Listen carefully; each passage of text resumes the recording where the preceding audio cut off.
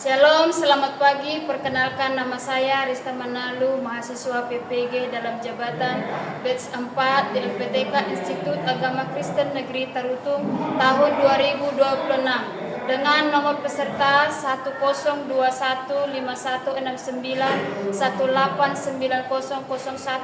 dan dengan nomor induk mahasiswa 250106162. Pada hari ini Senin 12 Januari 2026 akan melaksanakan video pembelajaran uji kinerja dengan materi Allah memelihara saya dan keluarga di kelas 5 SD Metodis An Pancur Batu. Selamat menyaksikan. Shalom Miss. Shalom Miss. Selamat pagi. Selamat pagi. Apa kabarnya hari ini? Bahagia, gembira, sukacita. Oke, baik. Sebelum kita mulai pelajaran, Miss mau cek dulu absen kita. Semua hadir? Hadir, Miss. Oke, baik. Tuhan, kalau kita bisa hadir hari ini, semua karena kebaikan Tuhan. Dan salah satu juga bentuk Allah memelihara kita. Oke, sebelum kita mulai pelajaran kita terlebih dahulu berdoa dan menyanyikan satu pujian. Silakan.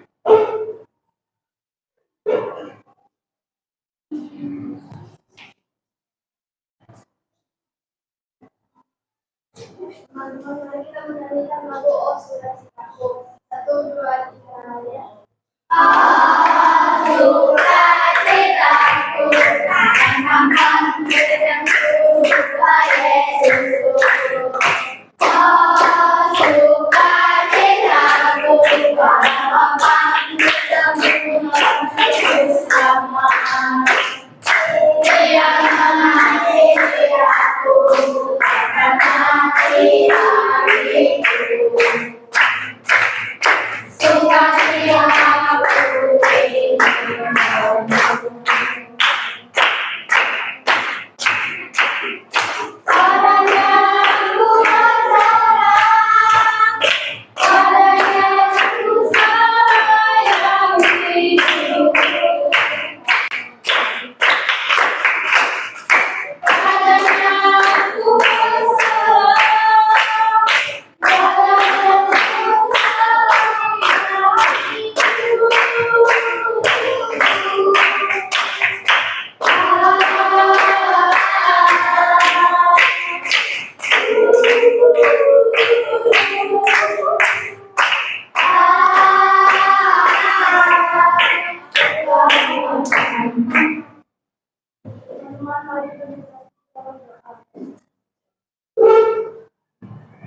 Yesus, terima kasih Engkau sudah memperkenalkan kelas ini yang hari ini. Terima kasih dan kesehatan.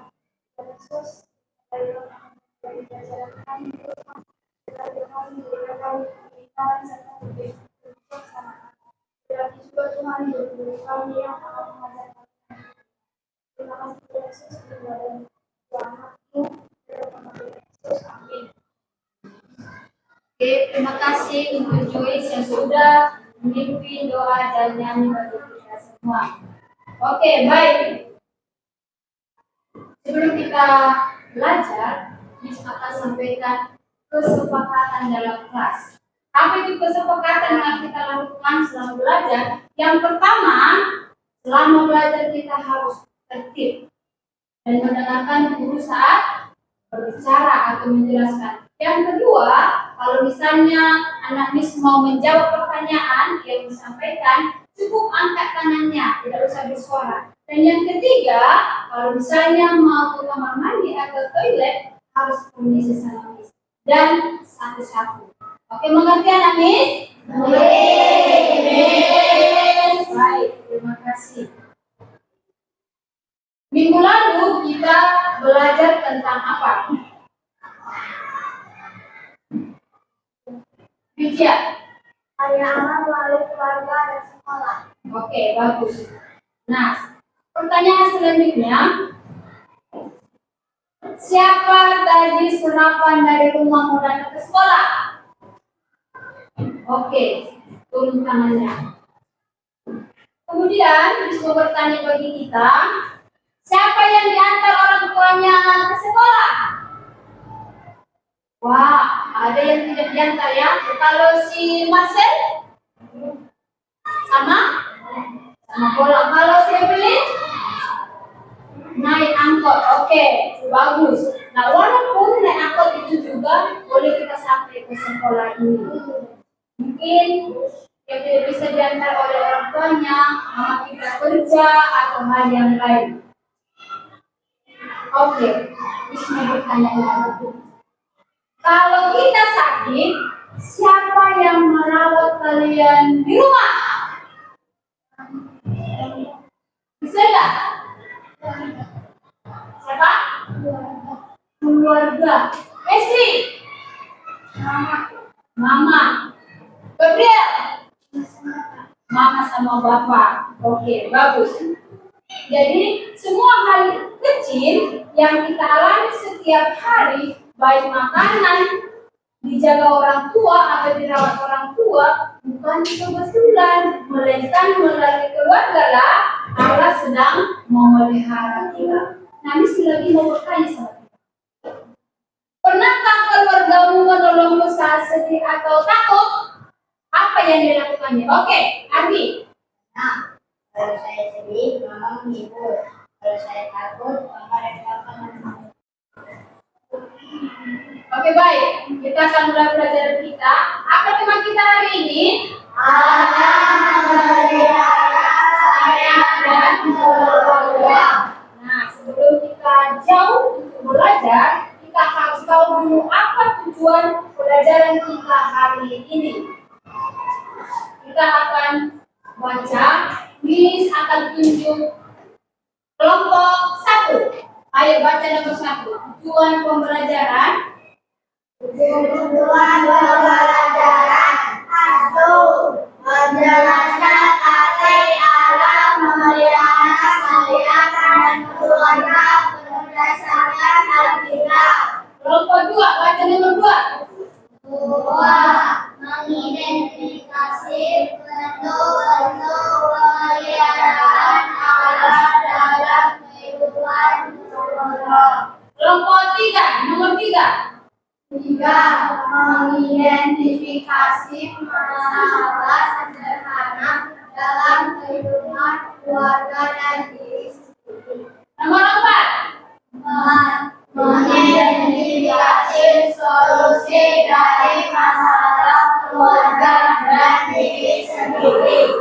Tujuan pembelajaran kelima adalah menunjukkan sikap kerjasama, tanggung jawab, dan kreatif dalam proses pembelajaran sebagai bentuk ucapan syukur atas pemeliharaan Allah selama belajar. Oke, kita akan masuk ke pelajaran kita. Terlebih dahulu kita akan menonton satu video. Kita simak masing-masing video ini.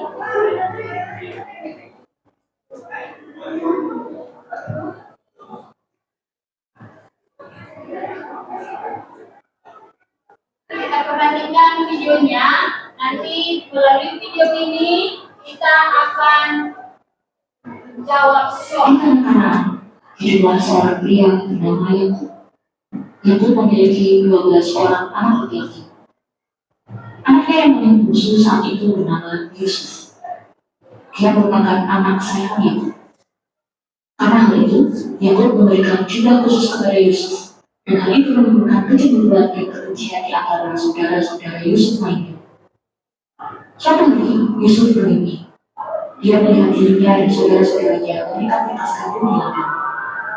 Kertas kandung Yusuf tiba-tiba berdiri, sementara kertas saudaranya sujud mendengarnya. Ketika Yusuf menceritakan mimpi itu kepada saudaranya, mereka semakin membencinya karena merasa Yusuf lebih unggul dari mereka. Lalu Yusuf bermimpi lagi. Dia melihat matahari, bulan, dan segala bintang sujud menyembah kepada Yusuf. Dia menceritakan mimpi ini kepada ayah dan saudara-saudaranya. Dan ini semakin memperburuk rasa cemburu saudaranya yang lain pada dirinya. Suatu hari, Yakub menyuruh Yusuf untuk pergi ke saudara-saudaranya yang sedang berserta kawanan di rumah. Dari kejauhan, saudaranya sudah dapat melihat Yusuf berjalan dengan memakai baju yang diberikan ayah yang disebut.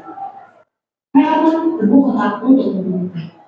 Tapi Ruben, kakaknya yang paling tua, memberi ide untuk menangkap Yusuf dan melemparkannya ke dalam sumur saja. Setelah itu, mereka sepakat untuk menjual Yusuf kepada orang Ismail yang sedang lewat menuju ke Mesir. Di Mesir, Yusuf dijual sebagai budak kepada Potifar, seorang kepala pengawal wanita. Meskipun Yusuf merasa kesulitan, tapi Tuhan menekan Yusuf sehingga apapun yang dikerjakan Yusuf selalu dibuatnya berhasil. Ketika Potifar melihat Yusuf disertai Tuhan, dia memberikan kuasa atas segala rumah dan segala miliknya. Yusuf memiliki wajah yang menarik. Ini membuat istri Potifar tergoda dan merayu Yusuf. Tetapi Yusuf menolak dan memilih untuk setia kepada tuannya dan kepada Tuhan. Istri Potifar marah, lalu memfitnah Yusuf kepadanya. Karena tujuan itu, Yusuf pun ditangkap dan dimasukkan ke dalam penjara. Tapi Tuhan tetap menyertai Yusuf dan dia menjadi orang kesayangan bagi kepala sipil. Suatu hari Yusuf menafsirkan mimpi juru minuman dan juru roti yang ada di dalam penjara itu. Yusuf memberitahu kepada juru minuman bahwa posisinya akan dikembalikan dan kepada juru roti dia akan dihukum mati. Yusuf meminta ke juru minuman untuk meminta dia ketika sudah dibebaskan. Setelah juru minuman dibebaskan, Yusuf pun jadi kota begitu saja. 2 tahun lalu, Firaun mendapatkan mimpi yang bersama. Dia bermimpi 7 sapi yang dimakan oleh 7 sapi yang kurus, 7 bulir gandum jangan dimakan oleh 7 bulir gandum yang lain. Lalu Firaun memanggil semua ahli mimpi dan orang berilmu. Tetapi tidak ada satu orang pun yang dapat mengartikan mimpi Firaun. Ketika itu, juru minuman mengingat Yusuf dan membawa Yusuf ke hadapan Firaun. Dengan hikmat dari Tuhan, Yusuf merasakan mimpi itu. Akan terjadi 7 tahun kelimpahan di Mesir, dan setelah itu akan terjadi 7 tahun kelaparan yang sangat hebat. Firaun terkesan kepada Yusuf dan mengangkat dia menjadi penguasa seluruh Mesir nomor 2 setelah Firaun. Lalu Yusuf memerintahkan untuk menyimpan hidup selama tahun kelimpahan untuk menghadapi tahun kelaparan. 7 tahun kelimpahan berlalu, terjadilah tahun kelaparan yang sangat hebat terjadi di seluruh negeri, termasuk tanah Kanaan, dan saudara-saudara Yusuf pun mengalaminya. Mereka sangat membutuhkan makanan dan akhirnya pergi ke Mesir untuk membelikannya. Ketika saudara-saudara Yusuf datang, mereka bersujud meminta pertolongan kepada Yusuf, tetapi mereka tidak mengenalinya. Saudara yang mereka khianati dan dijual sebagai seorang budak. Yusuf mengenali saudaranya, namun merahasiakan identitasnya. Setelah beberapa waktu kemudian, pada akhirnya Yusuf mengungkapkan dirinya kepada mereka dan memaafkan mereka atas kesalahan yang mereka perbuat di masa lalu. Yusuf menyelamatkan mereka dan berdesak untuk membawa ayah mereka dan seluruh saudaranya ke Mesir. Mereka akan disediakan makanan selama tahun kelaparan itu. Meskipun Yusuf menghadapi banyak kesulitan dan ujian, dia tetap memilih untuk setia kepada Tuhan. Yusuf memilih untuk mengampuni saudaranya meski dikhianati. Yusuf menunjukkan betapa pentingnya kebaikan dan belas kasihan dalam menghadapi orang lain, bahkan ketika orang sakit. Sama seperti cerita Yusuf, di balik penderitaan dan ujian yang kita alami, Tuhan telah memiliki rencana yang lebih besar dan baik bagi hidup setiap kita. Sekian video hari ini, jangan lupa like, subscribe, dan berikan video ini ke teman-teman kamu. Sampai jumpa. Oke, nah kita sudah menonton videonya tentang kehidupan Yusuf. Yusuf mau bertanya untuk kita semua. Apa bentuk pemeliharaan Allah terhadap Yusuf dan keluarganya? Oke, please. Allah meminta Yusuf untuk menyelamatkan keluarganya dari kelaparan. Oke, bagus. Kita kasih tepuk tangan untuk Yusuf. Pertanyaan selanjutnya, hal baik apa yang kamu rasakan saat bersama keluarga di rumah? Oke, Hari. Makan bersama dan berbuka bersama. Oke, bagus. Kita kasih tepuk tangan. Kita akan bagikan sama kita tugas yang harus kita kerjakan setiap kelompok. Kerjakan secara kerjasama. Di kelompok 1, kelompok 2, kelompok 3, kelompok 4. Oke, kerjakan secara kerjasama. Sudah ada petunjuk di dalam lembar KPD-nya. Dibuat namanya, nama anggotanya, dan dibaca secara seksama.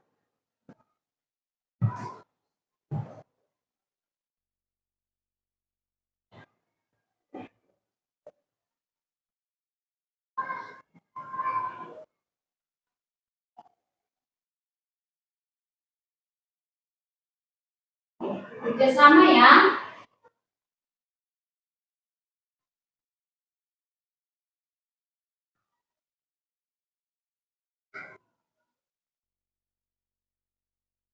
Kalau ada yang kurang mengerti, boleh ditanya sama Miss.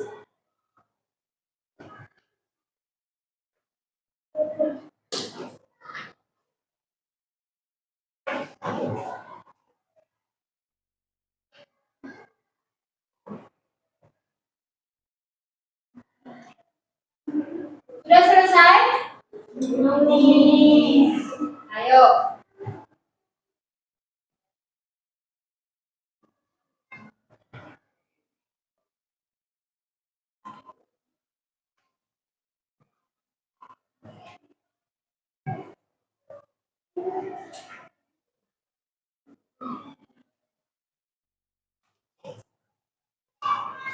Kalau sudah selesai, boleh angkat ke depan.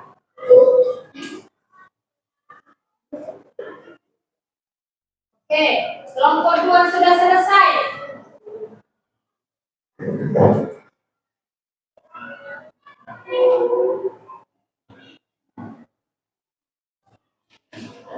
Ayo, kalau sudah selesai, angkat ke depan. Oke, bagus. Kelompok 4, kelompok 3, tapi tinggal kelompok 1.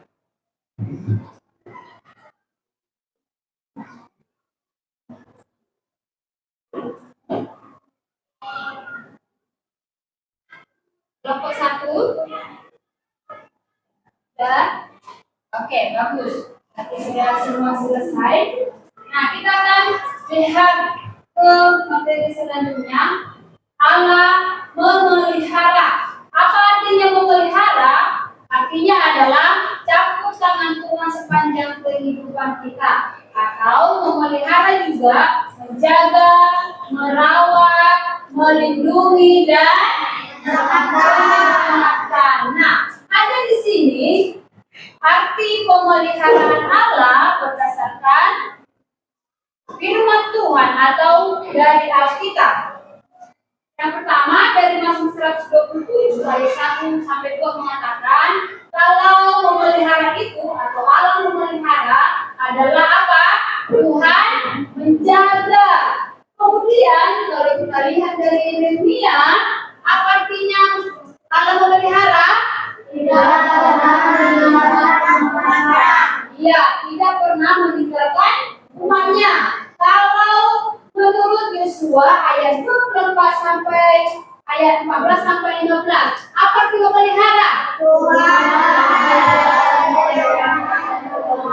Oke. Nah, jadi menurut Yosua bahwa Tuhan selalu hadir atau ada bersama dengan kita. Nah, jadi pemeliharaan Allah dalam kehidupan keluarga adalah tindakan kasih dan perhatian Allah yang terus-menerus dalam menjaga, melindungi, dan mencukupkan kebutuhan hidup manusia termasuk kita dan keluarga. Nah, apa bentuk-bentuk pemeliharaan Allah dalam keluarga? Yang pertama, kelompok 1, baca. Kelompok 2.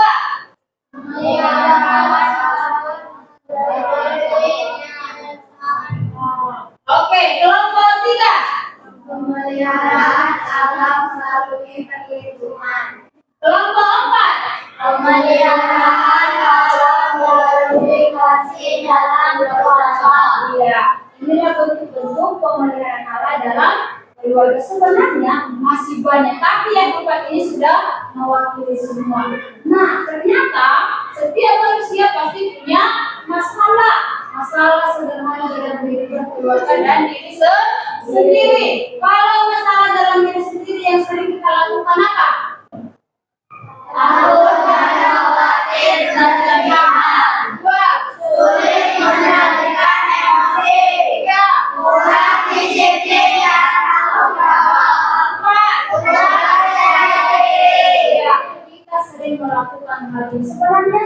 banyak. Tapi yang sedikit kecil adalah ini masalah yang terjadi dalam diri sendiri. Kalau masalah dalam keluarga sangat banyak, tetapi diantaranya kurangnya komunikasi, pertengkaran dalam keluarga, masalah ekonomi, kurangnya waktu bersama keluarga ini sering terjadi. Tapi kita tidak perlu takut.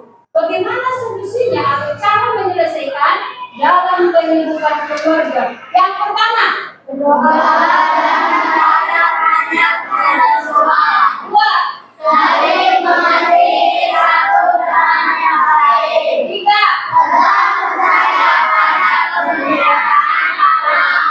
Ya, tetap percaya kepada pemeliharaan alam. Nah, jadi anak-anak semua, alam memelihara kita dengan cara yang ajaib. Oke. Sampai di sini pertemuan kita. Aku sebelumnya bisa tanya, ada yang belum paham atau ada yang mau bertanya? Nah, semuanya sudah habis. Oke, bismillah yang kedua. Apa sih ternyata yang kamu terapkan di rumah sebagai ucapan syukur atas pemeliharaan alam? Oke, dicoba. Berdoa untuk keluarga, berdoa dan membantu pekerjaan. Oke, bagus. Nah, jadi kita simpulkan program belajar kita hari ini. Pemeliharaan alam nyata melalui kasih dalam keluarga dan kekuatan menjalani kehidupan sehari-hari. Karena itu, kita harus bersyukur dan taat kepada Tuhan atas pemeliharaannya kepada kita. Nah, jadi sampai di sini pembelajaran kita hari ini. Namun kita akan mengerjakan satu tugas ini untuk masing-masing.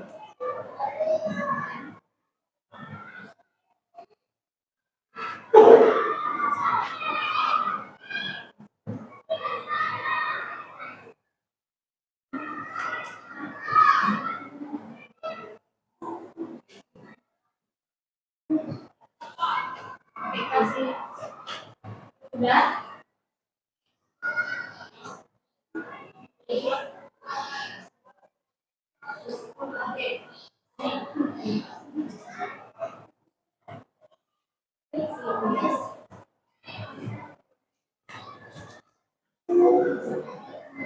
Oke.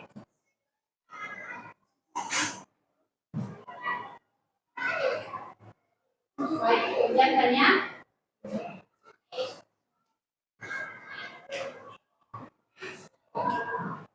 Sudah semua dapat?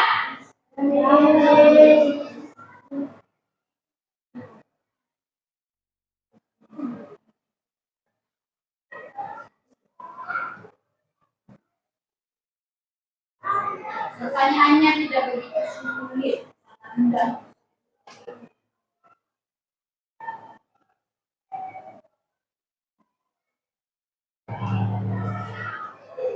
Sudah? Sudah selesai?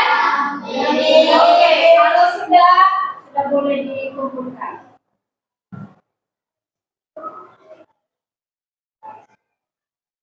Oke. Soalnya sangat mudah, tidak sulit untuk dikatakan.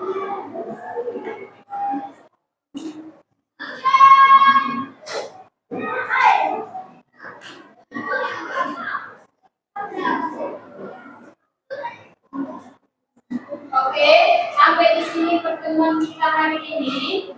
Untuk menutup pembelajaran kita hari ini, kita berdoa. Kita berdoa, Bapa yang baik, terima kasih Tuhan atas memberkati kami dan kalau kami selama belajar. Biarlah Tuhan kami boleh melakukan di dalam kehidupan kami sebagai bentuk kasih kami kepada Tuhan. Terima kasih Tuhan Yesus yang baik. Ini doa kami dalam nama Tuhan Yesus kami berdoa. Amin. Oke, baik. Kedua kelas siapa?